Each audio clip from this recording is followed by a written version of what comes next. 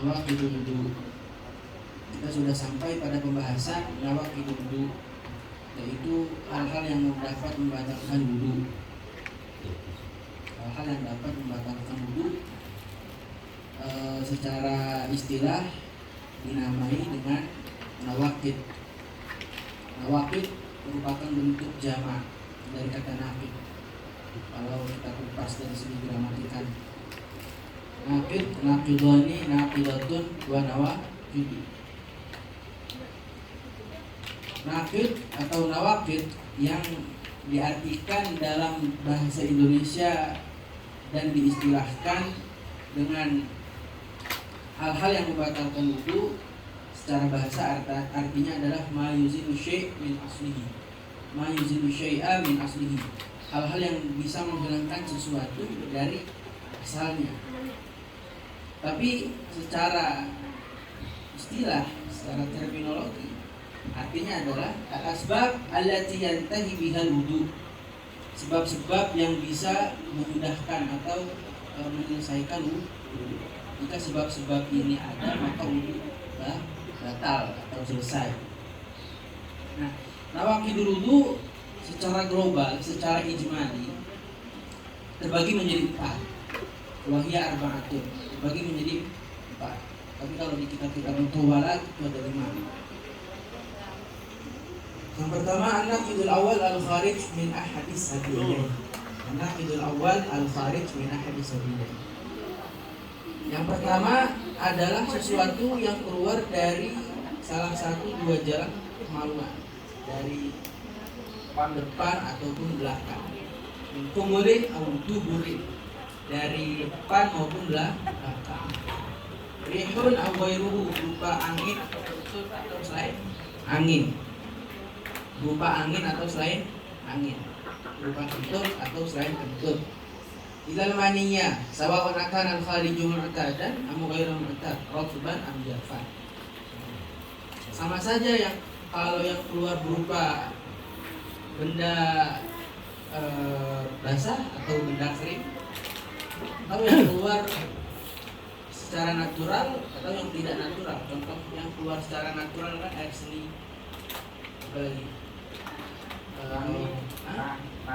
mani, madi, wadi, apalagi berak. Nah itu yang keluar secara natural. Atau yang keluar tidak secara natural. Contohnya apa? Contohnya apa? Cacing. Contohnya apa? Koin. Contohnya apa? Banyak hal-hal atau perkara-perkara yang keluar dari kemaluan depan maupun belakang tidak secara natural. Semua itu dapat membatalkan wudu. Dari masalah ini yang terjadi di masyarakat, khususnya di rumah sakit seperti ini. Misbar itu apa? Alat untuk mengukur luka. Misbar. Jika dokter mengukur luka yang ada di dalam kemaluan depan maupun belakang dengan alat tersebut, masukkan kan? Setelah dimasukkan keluar lagi, apakah itu dapat membatalkan wudu? Karena alat yang dimasukkan dokter ke kemaluan itu kan keluar dari kemaluan, dan salah satu yang bisa membatalkan wudu adalah suatu hal yang keluar dari kemaluan. Apakah itu membatalkan wudu? Kalau kita syarah menghadap, iya, batal. Apapun yang kuat tetap batal. Dari masalah ini juga yang sering terjadi di masyarakat, jika ada orang punya dua kemaluan, ada nggak? Ada nggak? Bencong lah istilahnya, atau banci.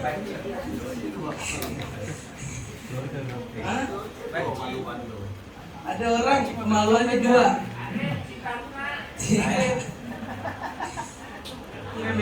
Banci sama bencong beda kan? Enggak lain. Terus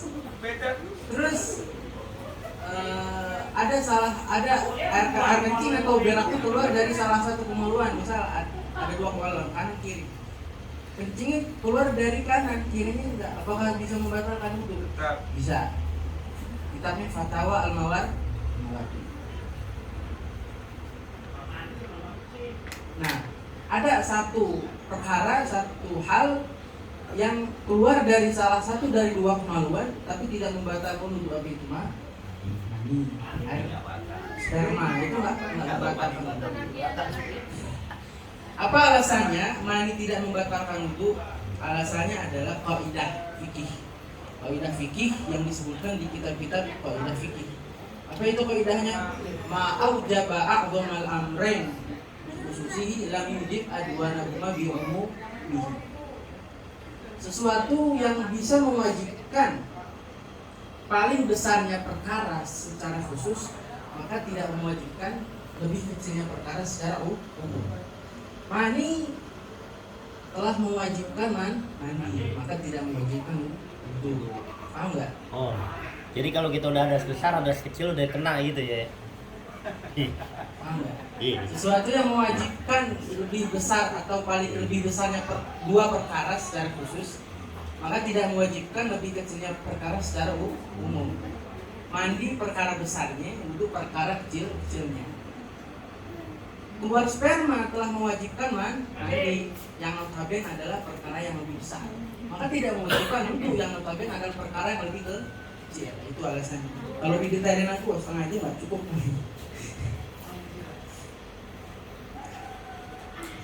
An-naqidu tsani zawalul aql binaumin aw ghairihi illa binaumi qa'idin mumakkinin maq'adahu minal ardi sawa'un ata'adda bi zawalil aqli am la wa yakunu zawalul aql binaumin aw junun aw ijma' aw sukrin aw nahwi dzalik.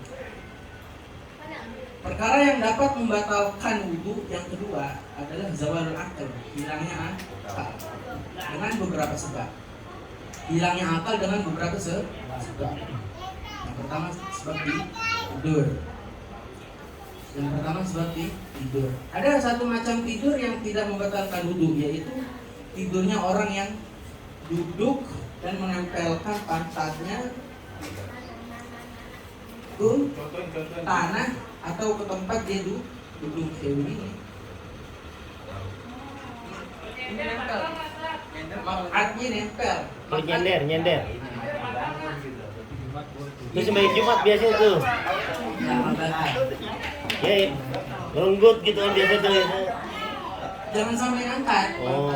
Nah, itu macam tidur yang tidak membatalkan wudu. Macam tidur yang tidak membatalkan wudu. Yaitu tidurnya orang yang Kalau duduk begitu sampai nyender sama. Ini. Kita ambil aja. maksudnya? Ambil aja. Kayak Kan. begini. Oh iya, iya. Kami sering. Enggak bawa. Sama Apaan? hand sanitizer. Ini pantatnya Dan nempel. udah bawa. Ada 4 syarat dalam macam wudu ini yang menjadikannya tidak membatalkan wudu. Salah satu syaratnya adalah ketika bangun itu posisinya sama dengan posisi dia sebelum tidur. Ini kalau ada yang tidurnya keseringan dari kita, dia benar-benar tidur, dia sampai kepalanya ini mau jatuh nih. Batal apa enggak? Batal karena posisi dibangun nggak sesuai, nggak sama dengan Iya, sampai begini nih. Tuh, sampai begitu kan. Sekarang kita ini harus sama sebelum tidur. Enggak ubah. Nanti kalau mau Iya. tidur Cukur. Sekarang kita yang tahu. Garis. Wajib kasih tahu dia enggak Kita nyari pembenaran. Gue nggak tahu kan. Nah itu yang ditanyain. Cuma kalau kita nggak kasih tahu kan kesian. Iya, kasih tahu. Nah, kasihannya apa? Dia udah nggak ada wudhu kan? Nah, Pak, tadi bapak tidur terlalu pulas. Bapak lebih baik ambil wudhu lagi. Mungkin dia nggak sadar. Yang tahu kan kita yang nggak wudhu. Ya kan? Nah itu. ada di kitab Fathul Wahab itu referensinya. Boleh baca. Nah itu kemarin juga si Aji berdebat begitu. Baca. Ya, kita sebagai yang tahu, dia kasih tahu. Suruh ambil wudhu lagi dia. Kasihan dia. Nggak dapat pahala, nggak dapat Jumat. Iya. Iya. Jadi dalam macam tidur ini ada 4 kriteria atau 4 syarat yang menjadikannya tidak membatalkan wudu. Salah satunya adalah posisi ketika bangun tidur itu sama dengan posisi ketika ia sebelum tidur. Kalau enggak Kalau bisa. kita nggak kasih tahu nih, Oh, nggak. dapat dosa nggak kita? Itu ranahnya Allah. Ranahnya Itu. itu hamba. Masalah pahala sama dosa itu kan batin kan. Kan kita tahu itu batal. Bukan perkara-perkara yang bersifat lahiriah. Dan fikih, ilmu fikih Enggak, itu kalau kita bilangin hanya membahas tentang hal-hal yang bersifat lahiriah. Nah, kumu anak maru anak kumu bidawahir Allah ya kawan sarai. Itu cuma diperintah untuk menghukumi hal-hal yang bersifat lahiriah, yang nampak. Allah ya kawan sarair. Kalau masalah yang nggak nampak, yang ada di dalam hati ini. Nah, kemarin ada 2 pertanyaan tuh dari jamaah terkait sholat witir. Ini kalau jawab nggak dijelasin kita kurang puas. Ada pertanyaan terkait sholat witir. Nih, gimana kalau orang sholat witir tapi nggak nyebutin rakaat witirnya, misal habis sholat witir, bilangan witirnya. Sholat sunat witir. Hukumnya yang jawab referensi kitab I'anatul Talibin juz 1 ini I'anatul Talibin juz 1. Ada 2 pertanyaan, dua-duanya dijawab sekarang. Lau ahrama bil witri wa lam yanwi adadan soha waqtasara ala ma syaa minhu ala al-aujah. Lau ahrama bil witri, jika seseorang melakukan takbiratul ihram pada sholat witir, walam yanwi ahadan, dia nggak nyebutin bilangan atau jumlah rakaat witir. Misal bianqala nawaitul witra, pas takbiratul ihram di hatinya nawaitul witra, nggak nyebutin bilangan. Gimana tuh? Soha, witirnya sah. Waqtasara ala ma syaa minhu ala aujah. Terus dia boleh sholat witir berapa rakaat saja yang dia mau. Dia boleh sholat witir sesuai kemauannya, mau sholat 2 atau 1 rakaat. Waqala sim fa in syaa yaktasiru ala wahidatin falahu dzalik wa in syaa yaktasiru ala thalathin falahu dzalik. Kalau dia pengen sholatnya 1 rakaat, kalau dia pengen sholatnya 2 rakaat, 3 rakaat dia mau 3 rakaat sekaligus.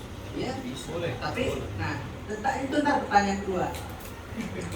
Nah, berbeda lagi. Mana tadi?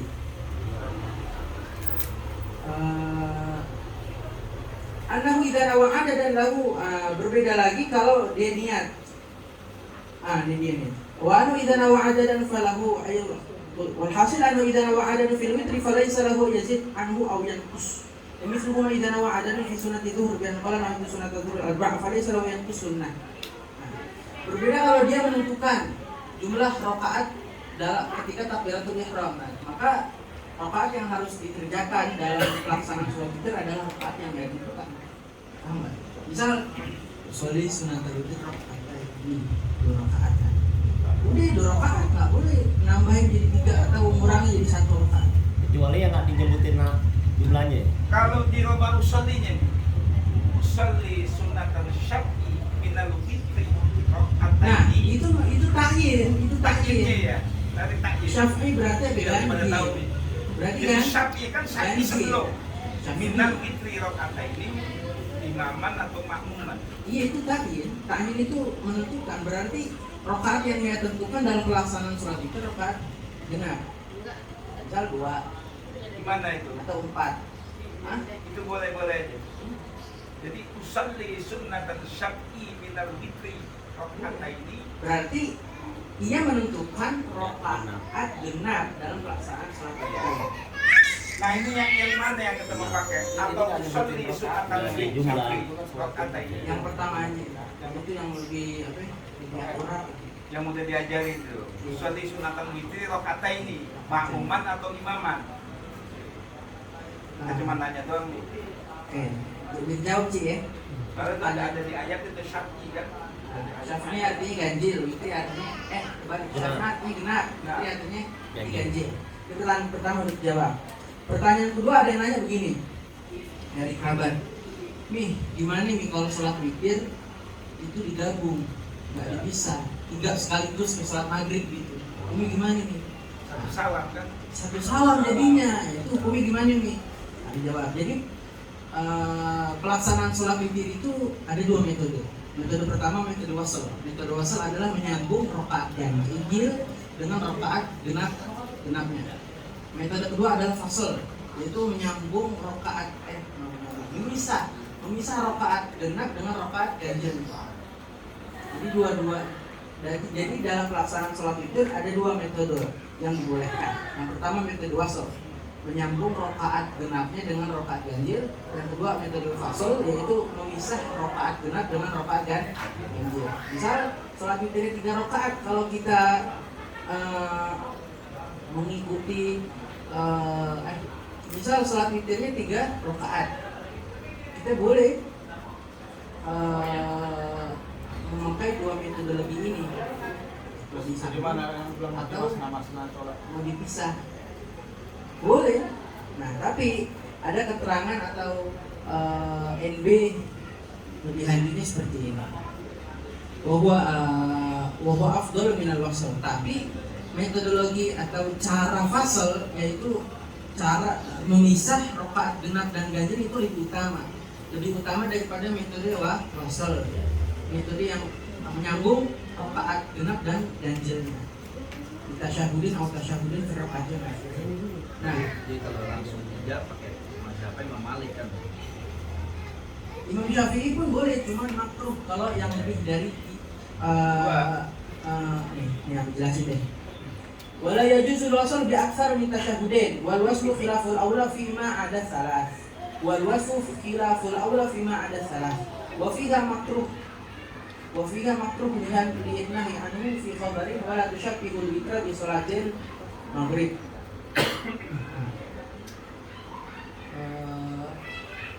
Wasl menyambung rokaat genap dan ganjilnya itu hukumnya khilaful aula, penilaian utama, ya tidak utama. Fima ada salas. Kalau sholat witirnya itu lebih dari 3.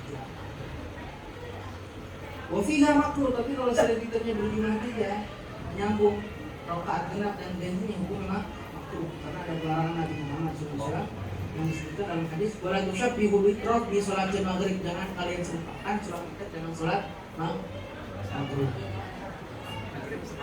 Iya.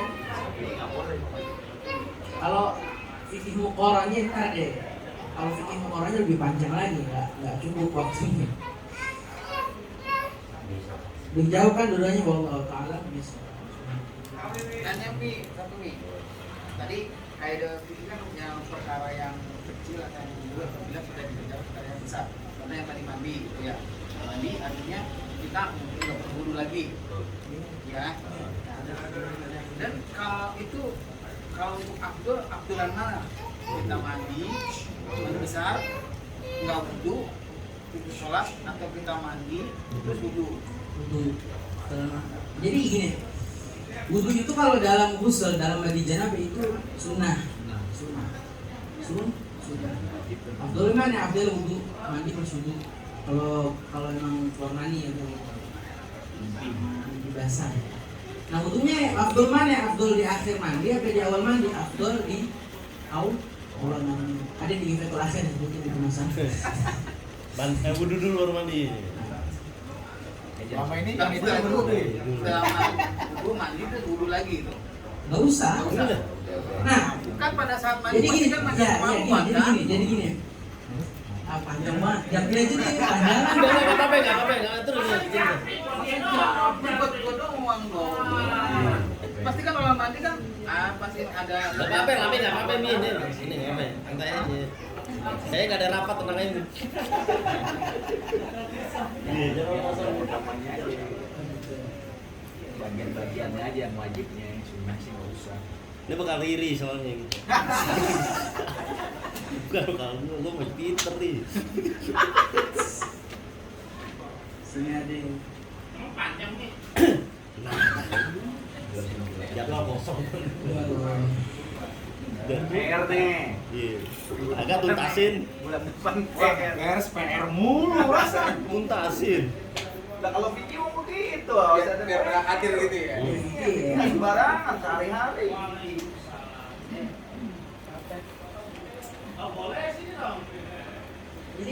Jadi kalau dia mandi, Waduh, katanya ya. jadi kalau dia mandi, habis mandi nggak wudhu langsung sholat, boleh nggak? Boleh, dengan syarat. Dengan syarat setelah semua anggota wudhu terbasuh di dalam mandi itu tidak menyentuh kemaluan atau tidak keluar kencing atau tidak ada hal-hal yang dapat membatalkan wudhu. Ingat, setelah semua anggota wudhu terbasuh, terairi dalam mandi janabah, itu tidak ada hal-hal yang membatalkan wudhu. Paham nggak? Iya. Jadi udah disabunin ini. Ini Megang lagi. Tapi kan Megang lagi kan. kalau ini kan garuk-garuk masih gitu ini. Kencing. Megang lagi yang berat. Lagi. Jadi kalau sudah itu wudhu lagi. bukan lebih bagus, malah kalau mandi jarang yang begitu.